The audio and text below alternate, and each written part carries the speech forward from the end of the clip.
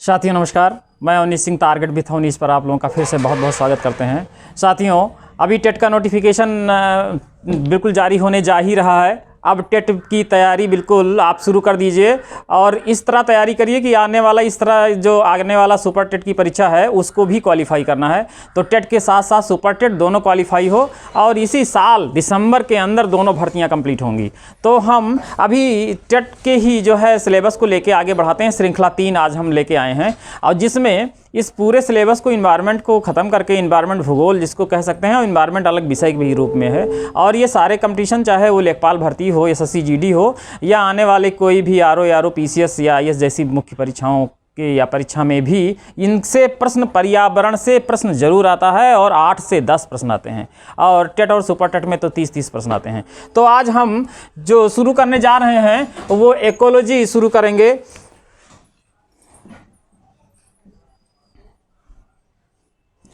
यानी पारिस्थितिकी।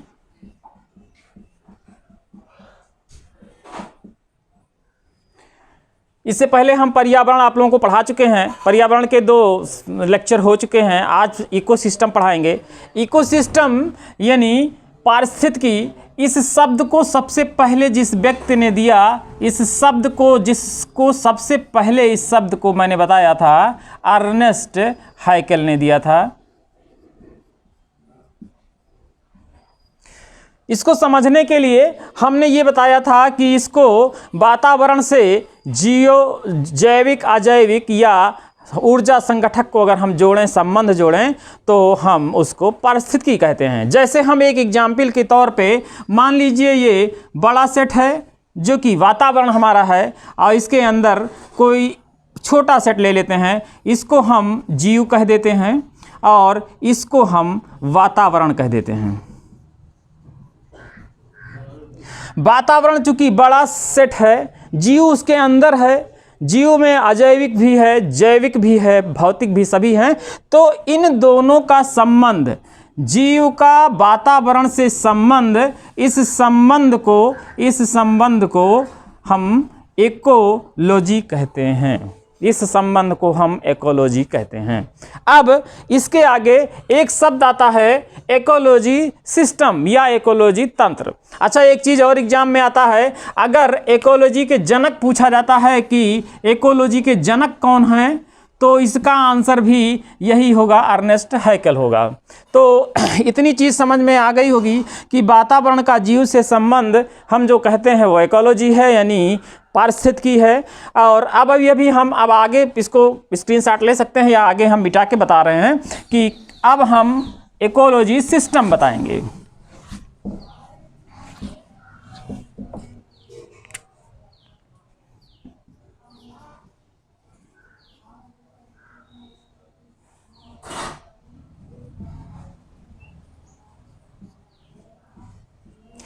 पारिस्थितिकी तंत्र,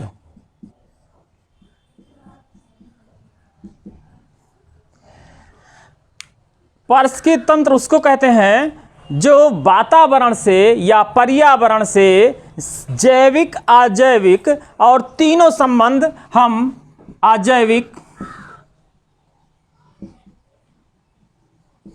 जैविक एवं ऊर्जा से वातावरण में अलग अलग एक संबंध है। जैसे जल का जीव से या ऊर्जा का जीव से या और आगे हम अजैविक भी ले सकते हैं, मृदा, मैदान, पहाड़, पठार, इन सब में वायु, जल और जितने भी खनिज पदार्थ हैं वह सम्मिलित है सब कुछ।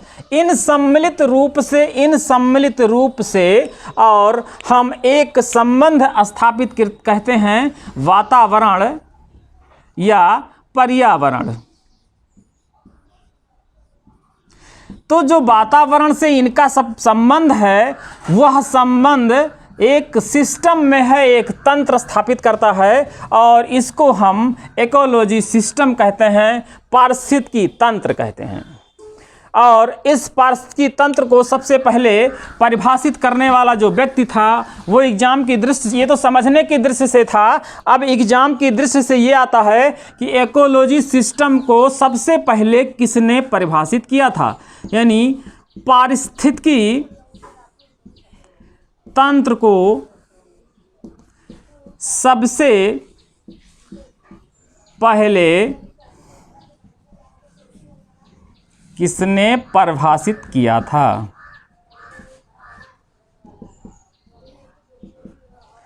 तो इसका आंसर बनता है A.G. टांसले।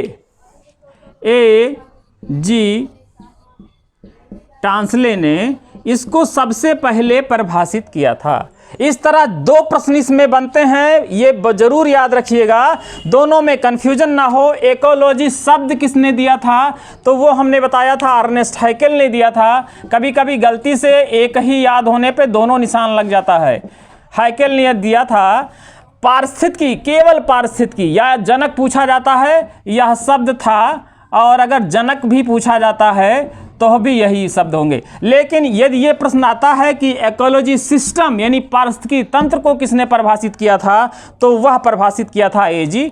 टांसले महोदय। और पारिस्थितिकी को मैंने बताया कि जीव का वातावरण से संबंध को पारिस्थितिकी कहते हैं। और यदि पूरे वातावरण में जितने भी अजैविक, जैविक और इस तरीके से संबंध हैं सब हैं और उनको वातावरण से अलग अलग, जैसे जल का वातावरण से, मानव का वातावरण से इस तरीके का एक संबंध स्थापित किया जाता है, एक सिस्टम में आते हैं, एक तंत्र में आते हैं, तो उसको हम कहते हैं इकोलॉजी सिस्टम। और इकोलॉजी सिस्टम के अलग अलग घटक हैं, उसको भी हम देख लेते हैं। ये इसको आप स्क्रीनशॉट ले लीजिए, हम मिटा दें।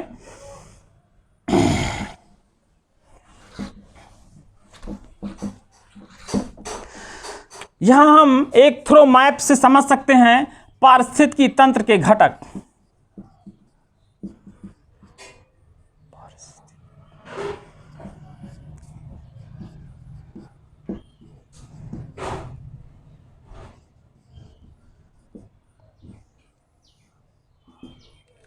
इसको हम सबसे पहले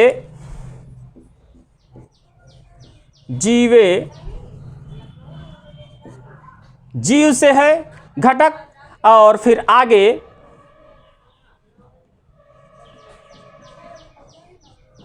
अजीव घटक, और यहां पे हम एक और आगे बढ़ा लें तो यहां पे हम भौतिक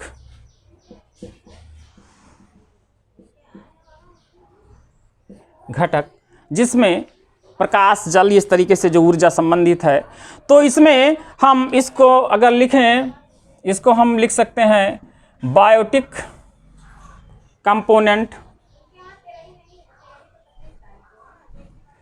यहां पे हम लिख सकते हैं ए बायोटिक कंपोनेंट, और यहां पे हम लिख सकते हैं फिजिकल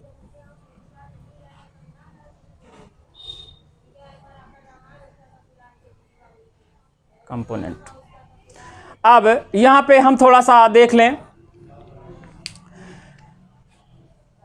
यहां पे हम पहले जो जीव घटक हैं इसमें सबसे पहले उत्पादक जो ये पारिस्थितिकी तंत्र के घटक हैं, हम सबसे पहले देखते हैं उत्पादक, और उत्पादक के बाद उपभोक्ता। और लेकिन उपभोक्ता में हम कई प्रकार के उपभोक्ता बांट सकते हैं। उपभोक्ता में तो सबसे पहले हम अगर बांटना हो तो प्राथमिक उपभोक्ता,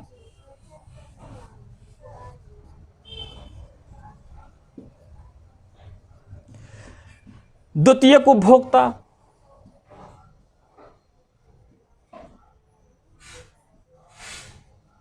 एवं तृतीयक उपभोक्ता।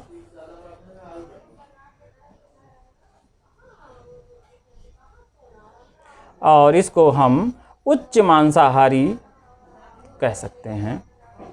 अभी इसको हम डिटेल में अभी बताएंगे, अभी डिटेल में हम इसको लेके चलेंगे। और आजीव के घटक में हम इसको कार्बनिक और अकार्बनिक यानी ऑर्गेनिक, और इसमें हम बांट सकते हैं। तो सबसे पहले अकार्बनिक हम देख लेते हैं।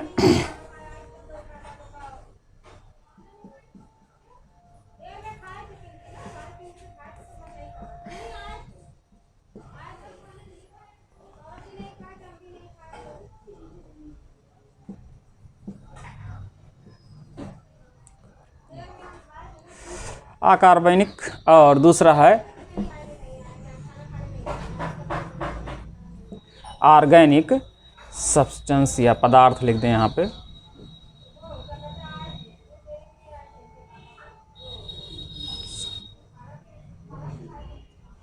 यहाँ पे भी पदार्थ लिख दें, समझने में आसानी होगी। सब्सटेंस, इस तरीके से हम इसको देखें तो सबसे पहले हम जल, लवण और गैस,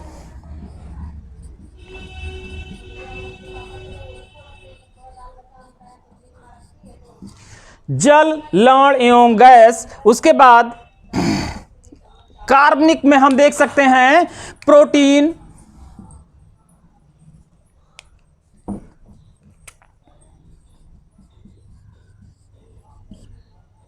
प्रोटीन के बाद कार्बोहाइड्रेट,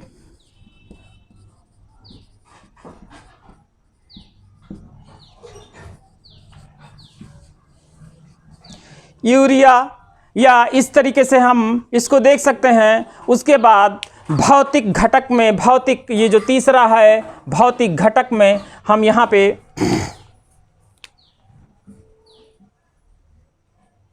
जो प्रकाश, ताप, प्रकाश हो गया, ताप हो गया और हवा हो गया, यानी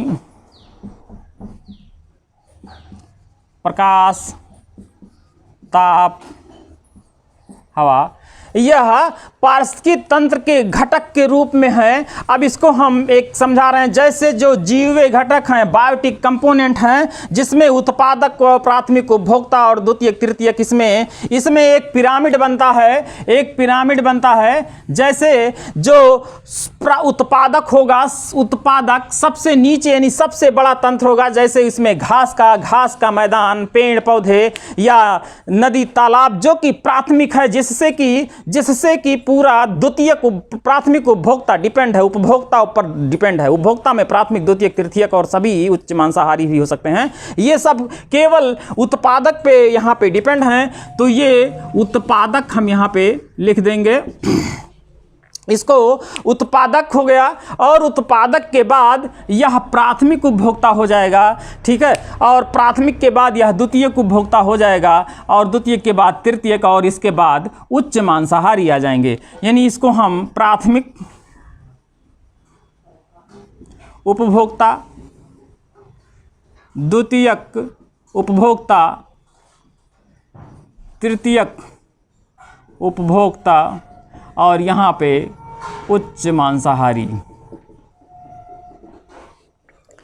इस सिस्टम में अगर हम देखते हैं कि इस सिस्टम में अगर कोई भी पिरामिड गलत हो जाए, अगर पिरामिड ये उल्टा कर दिया जाए, तो उत्पादक में जैसे पेड़ पौधे हैं, पेड़ पौधों से हम डिपेंड हैं, यानी कि पेड़ पौधों से घास, तो उस घास से बहुत सारे जानवर डिपेंड हैं और बहुत सारे जीव जंतु डिपेंड हैं, या और पेड़ पौधे पे, और पेड़ पौधों पे जैसे अन्न का जो उत्पादन होता है, जिसमें अन्न है, फल है, जिस पे प्राथमिक उपभोक्ता यानी हम लोग डिपेंड हैं। मानव ऐसा है कि जो मानव सभी बात के जो है प्राथमिक और द्वितीयक दोनों उपभोक्ताओं में से है, क्योंकि मनुष्य जो है वो सर्वाहारी होता है। तो हालांकि इसमें भी अलग अलग होता है, जैसे घास के मैदान का उपभोक्ता और प्राथमिक उपभोक्ता अलग होंगे, तालाब का अलग होगा, और उसके बाद जो ऊपर पाए जाएंगे, तीन टाइप के अलग अलग बनेंगे। अगर इस पिरामिड को पलट दिया जाए, यानी कि ये पिरामिड ऐसा बन जाए कि ऊपर उत्पादक हो जाए, तो उत्पादन में कमी आ जाएगी और उपभोक्ता ज़्यादा रहेंगे तो खाने वाले ज़्यादा हो जाएंगे और उत्पादन कम हो जाएगा, तो मनुष्य या जीव जंतु डिस्ट्रॉय होने लगेंगे। और इसी पर्यावरण को सही करने के लिए, इसी पर्यावरण दूषित ना होने पाए, क्योंकि यह संतुलन बना रहे। अगर संतुलन बना नहीं रहेगा तो ग्लोबलाइजेशन की वजह से वनस्पतियां सूखेंगी। वनस्पतियां सूखने के साथ साथ जो पिरामिड का घटक जो पिरामिड बन रहा है वो पिरामिड का तंत्र बिगड़ जाएगा। और अगर यह तंत्र बिगड़ गया तो हमारा पूरा जो है सिस्टम बिगड़ जाएगा, जिससे कि मानव जातियों का रह पाना बहुत मुश्किल होने लगेगा और तरह तरह के रोग आएंगे, तरह तरह की बीमारियां होंगी, खाने में कमी हो जाएगी और वनस्पतियां भी सूखने लगेंगी, वनस्पति भी ह्रास होगा। तो इस तरीके से इसको हमें सही रखना है। तो पारिस्थितिकी तंत्र में हमें इस घटक को भी सही रखना है। उसके बाद जल, लवण, गैस, इनमें भी सिस्टम, इसमें भी हमें, जैसे जल में भी प्रदूषण ना हो, जिससे कि हम इन सब से डिपेंड है। जैसे उत्पादन, इन सब का जो ऊर्जा का स्रोत है वो तो है सूर्य, सूर्य ऐसा है कि जो सब में घटक में सूर्य का काम है, यानी प्रकाश है तो ताप है और इन सब से है तो मानसून है, और मानसून है तो वर्षा है, और वर्षा है तो इन सब सिस्टम से हैं।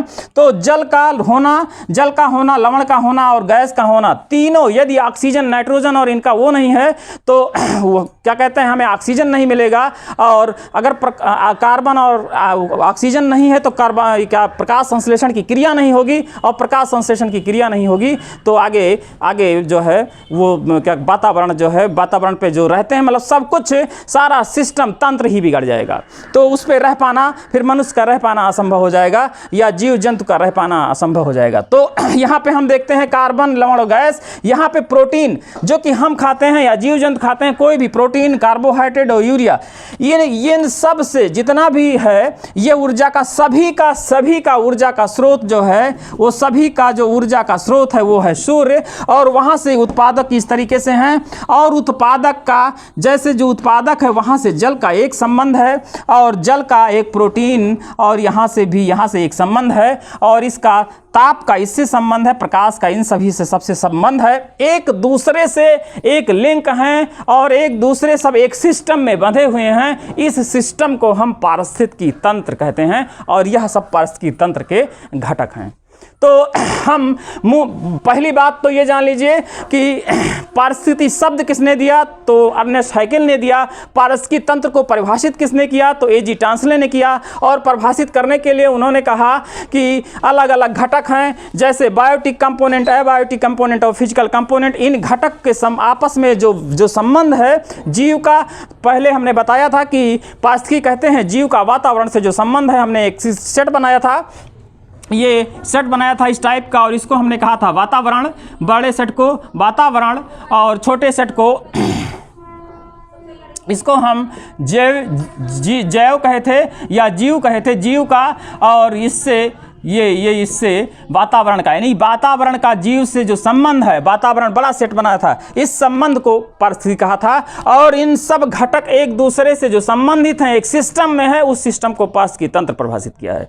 तो ये तो रहा इकोलॉजी सिस्टम। और यह पिरामिड, ये अब हम अगले टर्म में पढ़ाएंगे कि कौन प्राथमिक उपभोक्ता है, कौन उत्पादक है, और कौन प्राथमिक उपभोक्ता है, कौन द्वितीयक उपभोक्ता है, कौन तृतीयक उपभोक्ता है। और साथ ही साथ हम आपको प्रश्न भी कराएंगे अगले वीडियो में साथियों। तो अभी यहीं तक रोकते हैं साथियों। नमस्कार, जय हिंद। और आपको अगर अच्छा लगा हो वीडियो तो सब्सक्राइब जरूर करिएगा मित्रों, और सब्सक्राइब के साथ साथ शेयर और बेल आइकन भी दबाइएगा और लाइक भी करिएगा साथियों। नमस्कार, जय हिंद।